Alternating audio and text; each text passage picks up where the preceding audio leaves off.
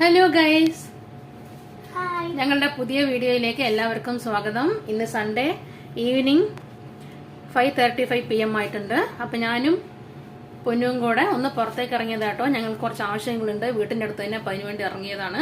എല്ലാവർക്കും good evening. ഞാനിപ്പോൾ പറഞ്ഞു വന്നത് ഞങ്ങളുടെ യൂട്യൂബ് ചാനൽ തുടങ്ങിയിട്ട് ഇപ്പോൾ 1 വീക്ക് ആയിട്ടുള്ളൂ.